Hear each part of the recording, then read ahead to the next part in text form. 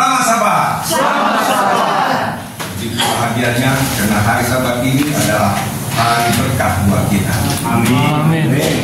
Baiklah, saya ucapkan terima kasih kepada majelis jemaat yang telah mengizinkan saya untuk berbicara di hari Sabat yang indah ini. Terima kasih juga karena saat ini kita juga telah mendengarkan cerita anak-anak serta dibawakan oleh Panjaitan dan juga nyanyi spesial oleh keluarga Panjaitan. Terima kasih banyak ya. Keluarga Panjaitan ini adalah dari saya. Ya, mamanya adalah itu saya dari dulu bapak tua saya. Jadi nggak jauh-jauh ya. Jadi waktu mamanya ini, kalau saya yang kecil sama-sama kami, ya, dan waktu si Bernard juga masih belum menikah sama-sama dengan kami juga, jadi sudah dekat kami ya, selama dia masih muda. Nah, cuma waktunya sekarang ini sudah makin tua kita. Ya. Jadi saya ingin sekali datang ke sini, tapi baru saat ini ada kesempatan datang ke sini ya. Jadi waktu saya telepon dia, saya mau datang ke gereja berkunjung, saya bilang gitu. Itu minggu lalu. Lalu kemarin hari Kamis juga, kan aku mau berkunjung, aku bilang. Saya mau berkunjung ini, saya bilang, saya mau lihat dulu saya ini di mana di gerejanya kan gitu. Nanti saya bilang khotbah ya. Oke, nanti saya lihat dulu khotbah saya bilang, saya kan sudah tua juga, saya tidak bisa langsung tiba-tiba khotbah, sudah siap gitu ya. Saya lihat dulu gitu ya di laptop. Karena saya kan laptop ini saya nggak kurang percaya, tiba-tiba dia mati sendiri kalau kita mau khotbah. Dulu saya bilang susah juga, karena dua sahabat yang lalu saya bikin seminar kesehatan diangkat, tiba-tiba mati. Lantas setelah selesai saya seminar, hidup dia. Kalau khotbah begini gimana caranya kalau tiba-tiba mati, saya bilang. Sudah saya tulis saja lah, saya bilang di khotbah saya.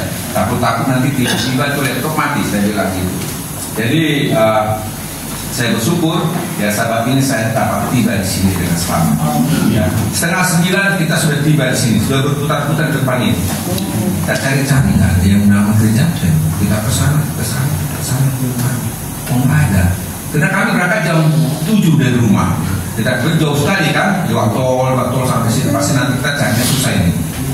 Susahnya saya telepon dari sana, nggak diangkat. Kemana kita mau pergi? Saya bilang, kita berhenti dulu. Saya bilang, berhenti dulu. Baru diangkat lah itu ya. Baru kita sampailah ke sini. Jadi Tuhan, karena pimpinan Tuhan, kami bisa sampai di sini. Ya. Saya ingin perkenalkan diri saya dulu nih. Ya, saya sudah menikah dengan istri saya, Bu Aritona. Anak pendeta Aritona, ya, bukan pendeta itu apa? Yang Ubanus, bukan. Karena dulu ada pendeta Ubanus itu tinggal di rumah mertua saya waktu sekolah di Cimahi. Jadi mertua saya ini sekolah pendeta di Cimahi waktu itu. Jadi pendeta Aritona datang ke sana, sekolah juga tinggal di rumah mereka, ya. Jadi pendeta Aritona ini adalah pendeta yang lama sekali melayani di Jawa ini. Ya. Pertama dia melayani di Sukabumi. Setelah tamat pendeta ya, lahirlah istri saya di Sukabumi. Ya, jadi anaknya itu banyak lahir di Jawa ini ya. Lantas dia buka sekolah ataupun gereja di Cilacap. Ya. Habis di Cilacap dia buka gereja dan sekolah dan di Cirebon. Jadi lama di Cirebon. Jadi pelayanannya selalu di Jawa sana. Setelah dari Cirebon dia pindah ke Jakarta, pegang distrik Jakarta Utara. Itu gereja Anggrek, gereja Karamajaya, Warakas, banyak gereja di Jakarta. Dia kepala distrik di sana. Nah setelah itu dia pindah kepala distrik di Kerawang, Purwakarta.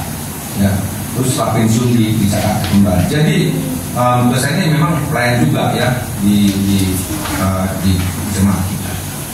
Ya, saya diberikan anak 4, ya, 3 laki 1 perempuan. Ya, yang pertama itu anak saya sekarang berdaulat yang aktif di jemaat, yaitu ketua jemaat. Yang kedua kedua adalah dari Kampung Boron, tamatan daripada Unai, tamat Unai kependekan 2007. Lantas sekarang dia sudah bekerja di luar juga dengan S2 SDM. Lantas dia sudah bekerja di manajer personalnya di satu perusahaan. Yang ketiga, anak saya laki-laki juga, itu tamat dari Trisakti, sekarang ambil S2 di Unai. Dia manajer keuangan di Kalidu. Anak yang keempat perempuan, tamat dari Trisakti juga, yaitu desain interior.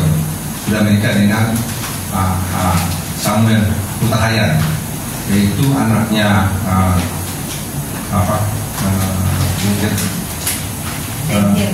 di Bentil Fernando Hutahayan ya, Eskom Uni daerah Kontras ya, Hutahayan ya. Jadi kami bersyukur sekali karena mereka semuanya hidup di dalam pernikahan, dan telah dikarenai kami 6 cucu, dan 5 laki 1 perempuan. Sudah banyak juga cucunya ini ya. Jadi saya ini sudah selesai tugas terakhir di rumah sakit Aten Bandung, bekerja di yayasan sebagai, waktu itu saya sekretaris yayasan, dan terakhir menjadi pengembangan rumah sakit di Aten Bandung ya. Jadi selesai tugas saya tahun 2020, dan setelah itu saya pelayanan dan kemungkinan keliling ya, dari mulai Sulawesi Tengah ke Kalimantan, ke Jambi, ke Bengkulu, ke Cikampek, ke Jawa Tengah ya, tapi sendiri ya, karena kata Tuhan katakan amin. Kita ikut perintah Tuhan, bukan rame-rame pergi. Saya pergi, pergilah kamu ya, itu perintah Tuhan ya. Jangan bilang saya takut, susah ada teman. Oh, tidak, pergilah kamu. Kita will go, bukan will go saya yang harus pergi ya. Jadi saya pergi sendiri, pelayanan saya tinggal istri saya di rumah. Kenapa saya tinggal istri saya di rumah? Karena saya melayani di sana, tidur di mana saja ya, bukan tidur di hotel, mandi di mana saja. Karena saya pernah mandi dengan air yang keruh sekali. Karena kita pelayanan ke daerah-daerah kecil terpencil ya, ke suku Rimba saya pergi sana di Jambi ya, sampai ke suku-suku sebarang pada pedalaman kita pelayanan. Karena saya pikir untuk di kota sudah ada banyak orang, kenapa ke daerah-daerah masih kurang orang ya? Di kota kan banyak, sudah semua di kota, bisa menyingkir di kota kan. Bagaimana dengan yang di daerah ini? Siapa yang bisa turun? Ya, pelayanan di mana saja kita berada, kita harus menjadi apa? Pelayan. Ya. Nah, inilah yang saya lakukan sepanjang setelah saya selesaikan tugas di Rumah Sakit Bandung, mulai 2020 sampai sekarang saya masih pergi untuk pelayanan. Lantas orang sana mengatakan, Pak, dari mana biayanya? Di atas masyarakat. Amin. Ya kan? Dari mana Pak? Di atas saja. Saya bilang, dia mana? Saya bilang, kita minta sama dia. Saya bukannya naik pesawat khusus, naik bus saya, naik kereta api, ya. Saya ke Jawa Tengah naik bus pagi berangkat sampai malam, saya berangkat pagi sampai. Saya ke Bengkulu sore berangkat pagi sampai. Pulang naik bus lagi. Tidur di mana saja, Tuhan kasih tidur. Ya, kita punya apa? Iman. Jangan tunggu, kapan saja. Saya sudah ke Madiun. Ya, saya pergi ke Madiun naik bus dan naik kereta api pulang. Saya pelayanan di sana, di mana sana ada orang Chinese yang kaya, yang bekas direktur apa? Ada di sana bekas direktur gula ya. Oh iya, Pak Cahyono. Saya ke sana, dia punya yayasan untuk orang-orang sakit. Betul kan dia? Ya. Saya pelayanan ke sana. Saya bikin seminar kesehatan di sana. Terus saya dibawa lagi ke tempat-tempat apa orang-orang yang sakit. Sampai saya kembali. Ya, jadi Tuhan itu sungguh baik. Kita harus menjadi pelayan. Amin. Pasti Tuhan akan apa? Kasih saya. Nah, inilah sedikit pengalaman yang saya alami. Ya, setelah saya sekolah pendidikan saya tahun 73-74 berangkat ke Amerika. Saya sekolah di Rumah Linda, ambil jurusan pre-medical school. Dan medical schoolnya saya lanjutkan ke Filipina. Tuhan itu sungguh baik, ya, Tuhan baik sekali. Kapanpun Tuhan akan pakai kita, asal kita mau. Saya selesai kedokteran, selesai S2 manajemen rumah sakit, selesai S3 manajemen rumah sakit. Jadi saya lebih banyak di apa? Di manajemen. Dan saya 30 tahun kurang lebih menjadi direktur rumah sakit. Dan sudah berkeliling kemana-mana. Dan pada saat ini saya juga harus keliling memberitakan itu ke sana-sana. Ya. Karena saya sudah banyak kasih Tuhan berkat. Berkat yang berlimpah, seperti tadi Pak, curahan hujan berkat, bukan setetes, tapi apa? Hujan curahan yang besar sekali, hujan berbuat namanya itu, hujan gerimis ya, curahan hujan yang besar sekali telah saya terima dan saudara juga terima. Mana mau saudara hujan tetes-tetes, nggak mau ya. Kalau hujannya apa? Yang deras itu, hujan deras itu berkat yang besar. Amin. Nah, itulah yang harus kita terima berkat. Tuhan sediakan berkat. Kenapa kita minta yang kecil? Tidak mungkin lah. Ya Pak Ketua ya, kasih yang besar ya. Oh, ini besar ini. Saya sudah pernah direktur rumah sakit Horasin Sani. Mungkin Bapak tahu ini Siantar. Itu rumah sakit yang besar. Siantar ya. Di sana itu tidak ada orang Advent. Pernah orang Advent jadi direktur di situ. Saya direktur sana. Saya bikin semua pelayanan penginjilan di rumah sakit itu, Horasin Sani.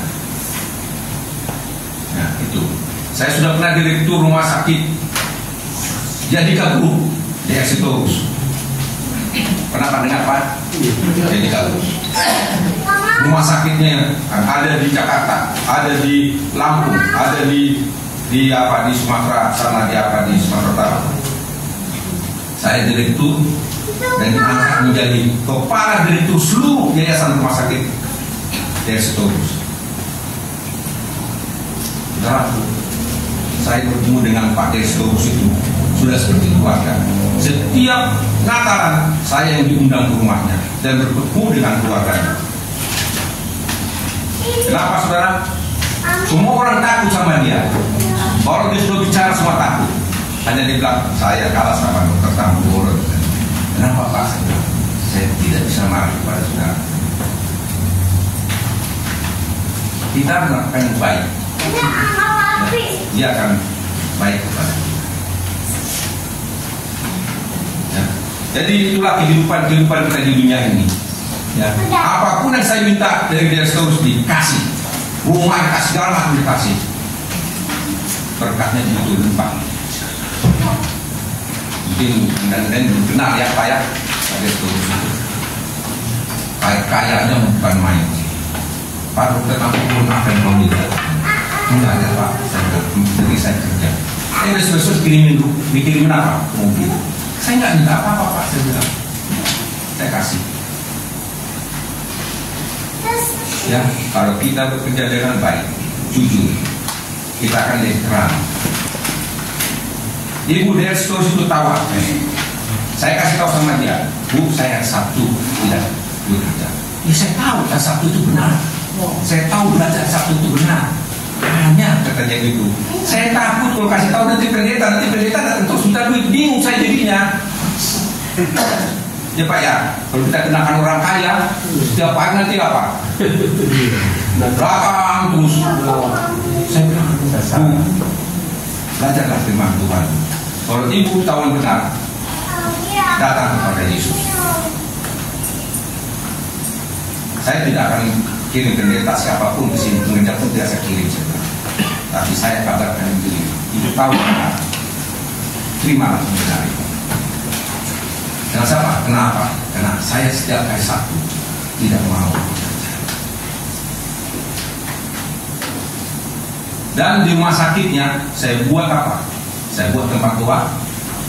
saya buat semua buku jiwa di dalam. Ya, firman Tuhan saya buat semua. Saya taruh semua situ untuk apa? Pelayanan dan penginjilan. Dan semua orang boleh datang ke rumah sakit itu dan dapat membaca buku-buku jiwa. Tapi saudara, semua apa yang saya lakukan itu dirusak sama orang Advent juga.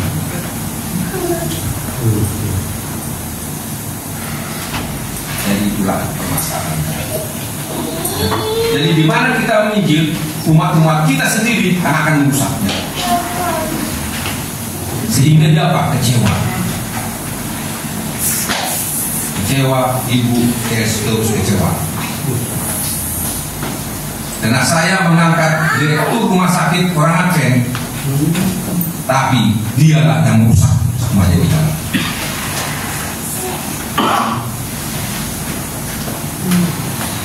Ya Pak, dari Bapak bilang datang ke gereja di tahun berapa? Ya, demikianlah kita menginjil, tapi yang membuat rusak adalah apa? Saudara kita yang seiman. Tapi kita jangan putus asa. Kita harus selalu apa? Melayani. Ya, apapun yang dibuat mereka, tetap kita harus apa?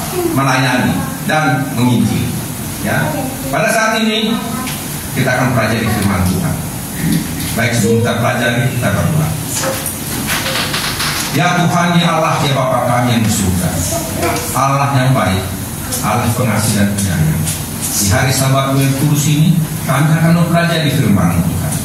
Tolong urapi kami dengan Roh Kudus-Mu, sehingga firman akan pelajari ini dapat menguatkan kami, dapat mengubah kami, dan dapat membuat kami lebih setia kepadamu untuk menunggu kedatangan-Mu dan berdoa kami. Terpujilah Engkau Tuhan. Dalam nama Yesus berdoa. Amin. Baik, kita akan buka pelajaran kita di dalam buku Markus. Ya, saya senang sekali ini buku Markus ini. Ya, di mana di sini kita akan pelajari seorang yang berpenyakit. Ya, karena saya dokter, saya suka ini pelajaran di Alkitab ini, di mana Yesus itu banyak sekali menyembuhkan orang sakit. Banyak sekali orang disembuhkan. Ya. Satu pengalaman yang saya alami adalah waktu saya pergi ke Kalimantan.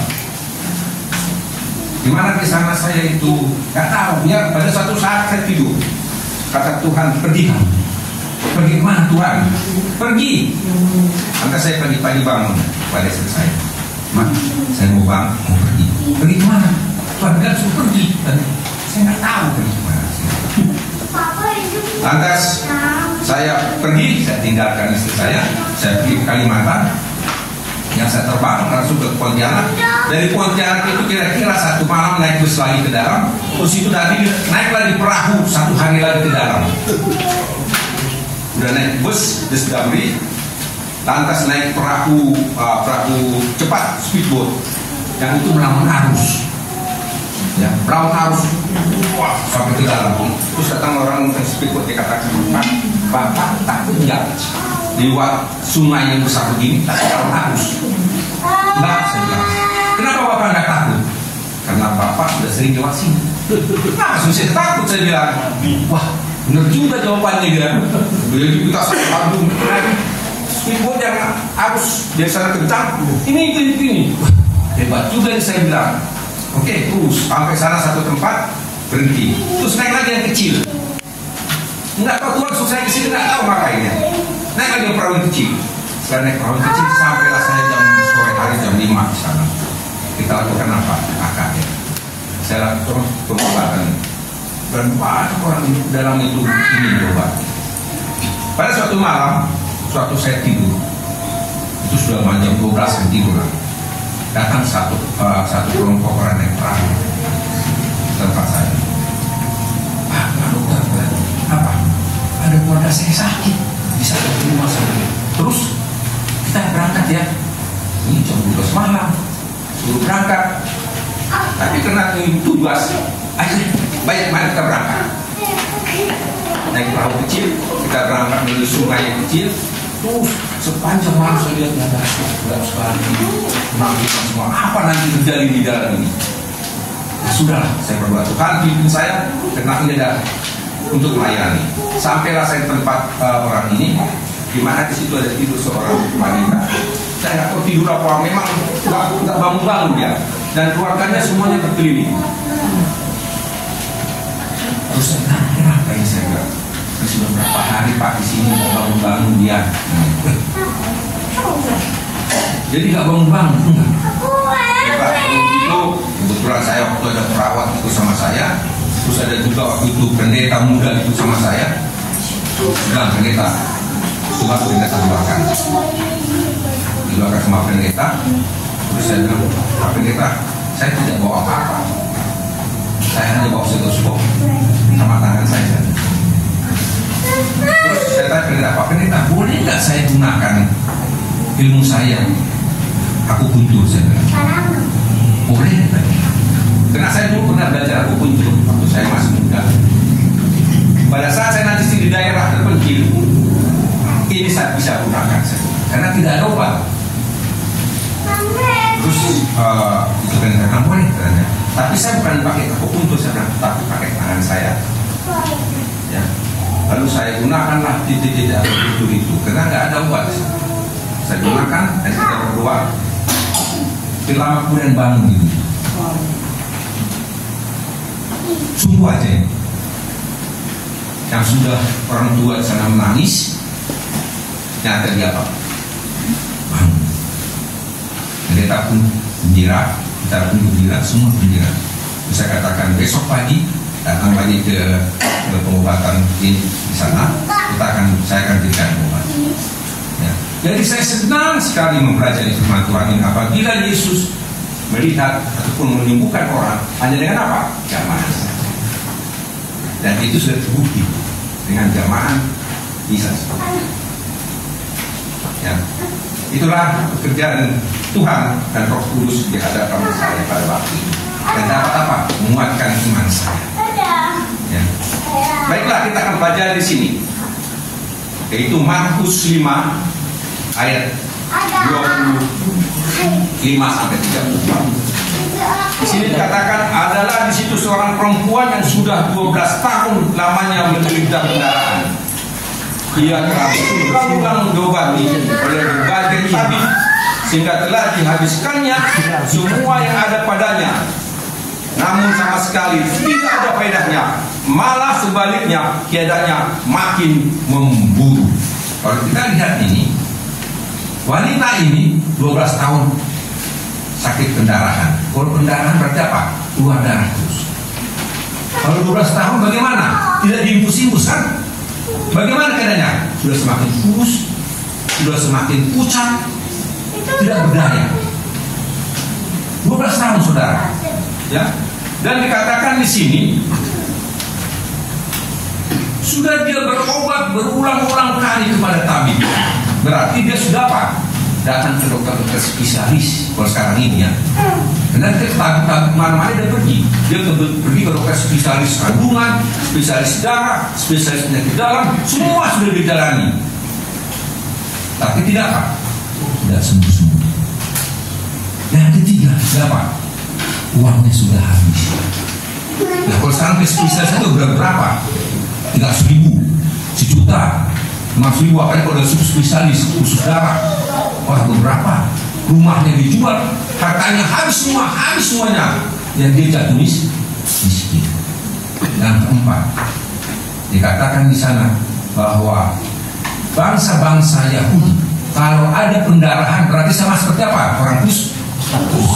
Jadi dia disingkir. Kasihan ya. Sudah sakit, sudah sembuh, uangnya habis, dia disingkirkan dari masyarakat. Kita dikatakan terus pernahkah seperti begini? Menderitanya bukan main kan? Sakit, jatuh miskin, tidak sembuh-sembuh maka semakin parah, ya, dan uangnya habis. Karena kalau uang kita aja nggak ada, sudah kita apa? Marah-marah Tuhan. Ini uang saya sudah habis, ini mau kemana ya katanya. Terus ada lagi katakan, saya sudah sakit nih nggak sembuh-sembuh. Lalu apa? Kita ngomong sama Tuhan, Tuhan nggak sembuh-sembuh sakit saya. bagaimana dengan orang itu dan 12 tahun. Ya. Lalu kita baca di sini selanjutnya di ayat 27 dan 27. Dia sudah mendengar berita-berita tentang Yesus, maka di tengah-tengah orang banyak itu dia mendekati Yesus dari belakang dan menjamahnya. Kita lihat mendengar. Perempuan itu sudah mendengar tentang Yesus, bahwa Yesus punya kuasa untuk apa? Menyembuhkan. Dia mendengar. Kalau kita baca dalam Markus 3:10 katakan, sebab ia menyembuhkan banyak orang, sehingga semua penderita penyakit berdesak-desakan kepadanya hendak menjamah Yesus. Jadi sebelumnya itu dia sudah dengar bahwa banyak orang-orang datang kepada Yesus dan menjamah dia bisa sembuh. Dalam Lukas 6:19 ayat ini kita katakan, dan semua orang yang banyak itu berusaha menjamah dia karena ada kuasa yang keluar daripadanya, dan semua orang itu apa? Disembuhkannya. Berarti apa? Dia sudah mendengar kabar ini. Dia sudah mendengar bagaimana pekerjaan Yesus. Dia sudah mendengar bagaimana Yesus selalu apa? Menyembuhkan orang, dan ada kuasa dari dia.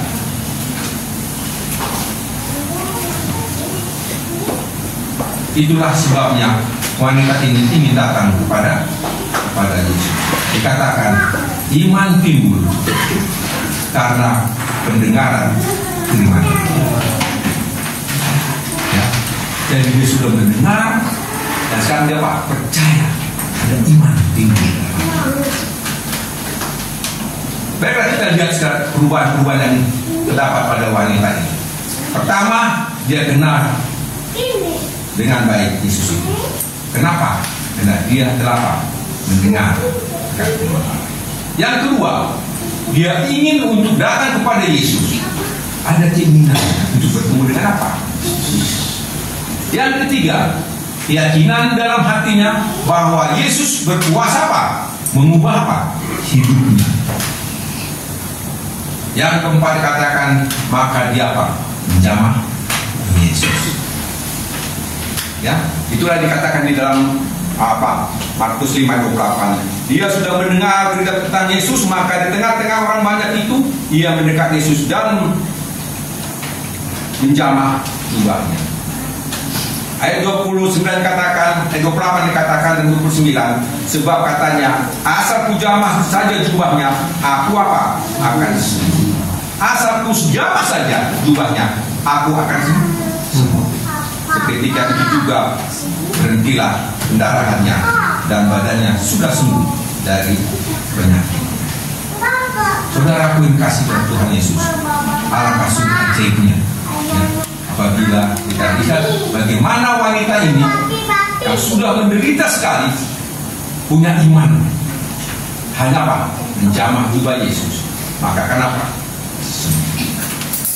Dalam 30-31 dikatakan di sini, pada waktu itu juga Yesus mengetahui bahwa ada tenaga yang keluar dari dirinya.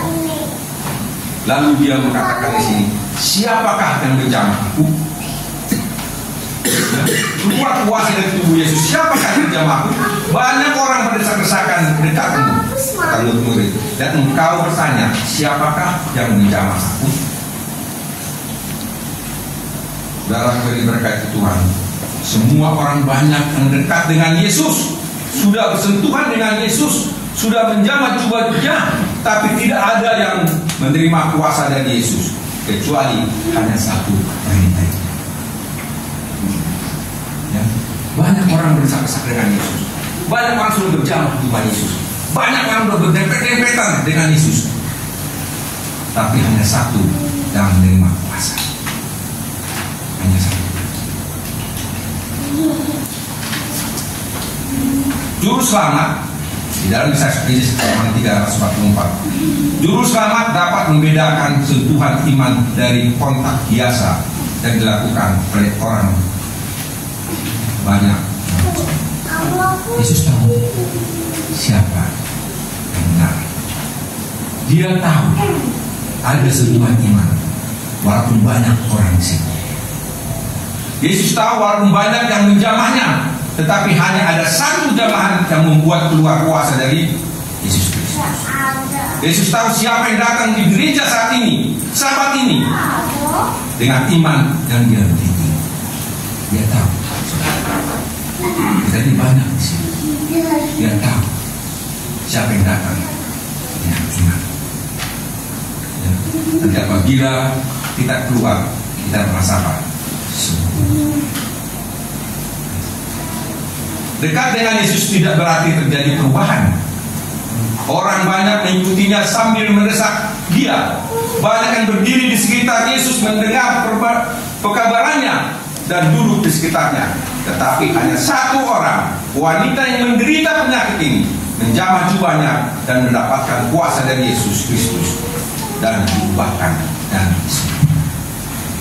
Banyak orang bangga karena mereka membaca Alkitab tiap hari, berdoa lebih dari 3 kali sehari, ke gereja tiap Sabat, bangga membayar perpuluhan dan persembahan, menolong orang miskin dan melakukan semua kebenaran firman Allah. Hanya satu orang mempunyai iman yang benar dan menjamah jubah.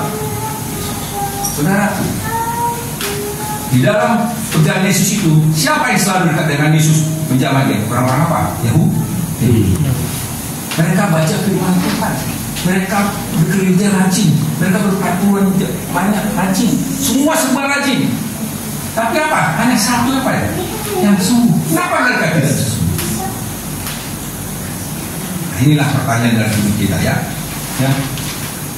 Baik, kita perlu menjamah jubah Yesus melalui iman kita untuk mengalami kuasa yang keluar dari apa? Dari pada saat ini umat-umat Tuhan memiliki penyakit rohani.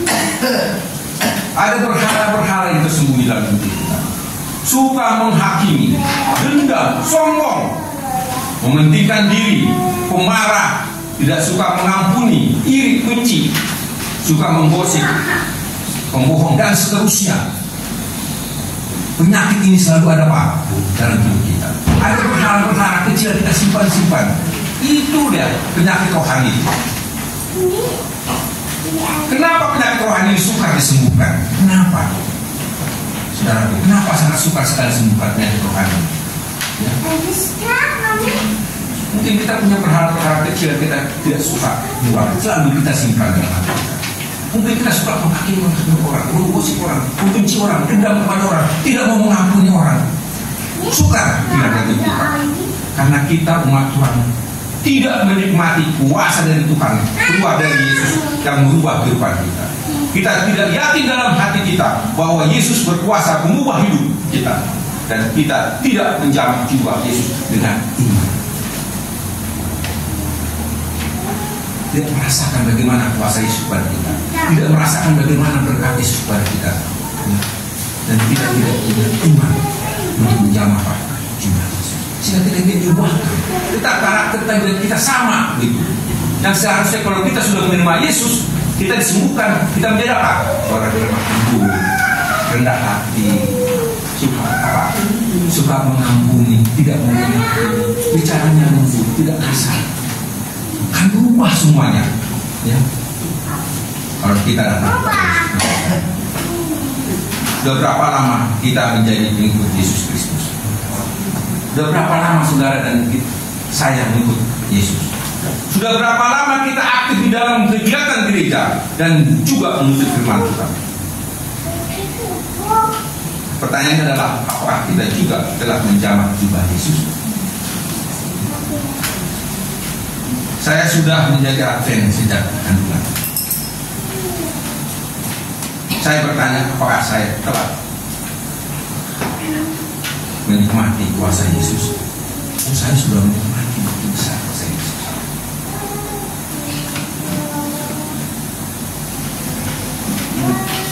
Saya sudah menikmati. Waktu saya pelayanan itu, saya merasakan seperti saya di surga.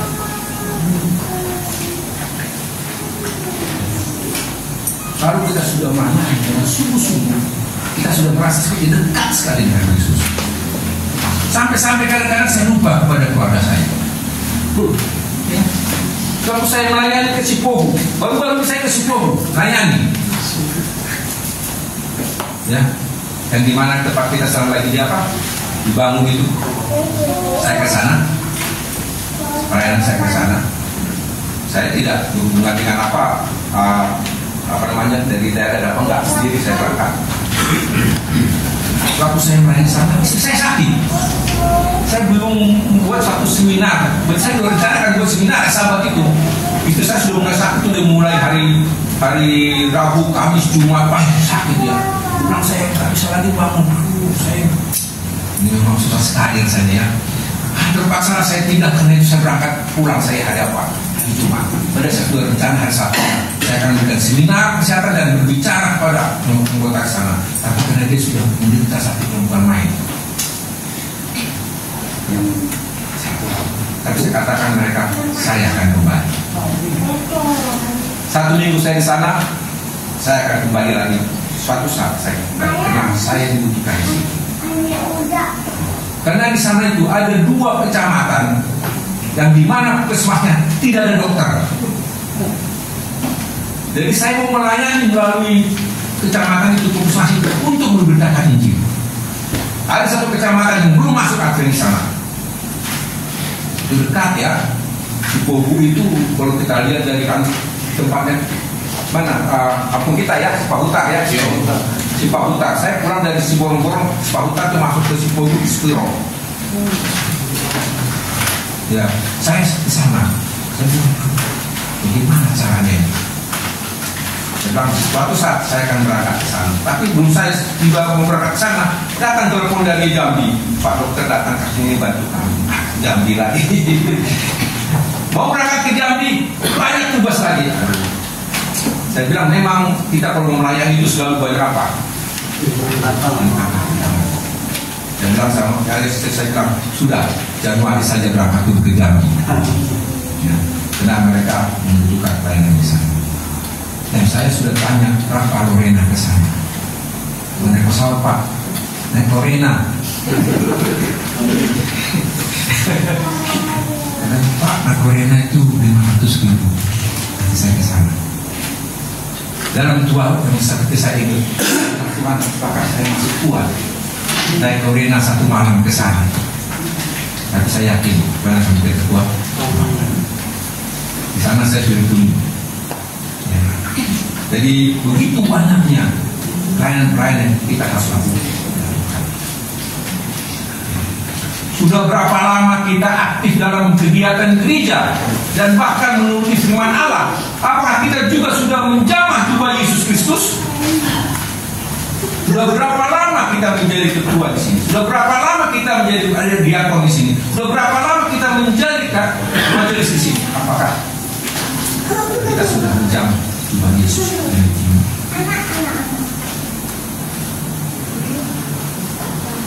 Sudahkah kita mengalami kuasa yang keluar dari Yesus Kristus dan merubah hidup kita dari penyakit rohani kita? Apa masih ada penyakit rohani dalam hidup kita? Masih ada berhala-berhala dalam hidup kita? Apakah kuasa Yesus sudah merubah hidup kita? Kalau belum, ingat, ini wanita 16 tahun menderita. Dia ingin datang kepada Yesus. Dia mendengar firman Tuhan. Dia mempunyai kepercayaan bahwa apabila saya jamah Yesus, dia akan apa?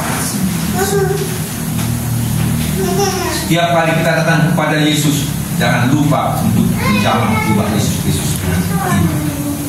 Akhirnya aku dapat menjamah jubah Yesus Kristus dan terjadilah kesembuhan rohani dalam hidup kita. Pernahkah kita mengatakan dia? Akhirnya aku bisa menjamah jubah Yesus dan aku disembuhkan rohani saya menjadi seperti Yesus.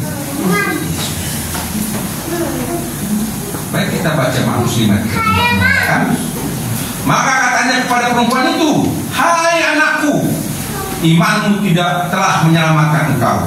Pergilah dengan selamat dan sembuhlah dari penyakit. Ada 2 kesembuhan diberikan sini. Kesembuhan rohani, imanmu telah menyelamatkan Engkau. sembuh dia imannya. Dia sudah mendapat apa? Keselamatan. Dan kedua, dia sudah apa? Disembuhkan penyakitnya. Sekarang Yesus kata kepada saudara dan saya, pada saat ini Yesus katakan, hai anakku, imanmu telah menyelamatkan engkau. Pergilah dengan selamat dan sembuhlah dari penyakitmu. Apakah kita bahagia pada saat ini? Kita sudah disembuhkan apa? Iman kita. Kita telah mendapat apa? Keselamatan.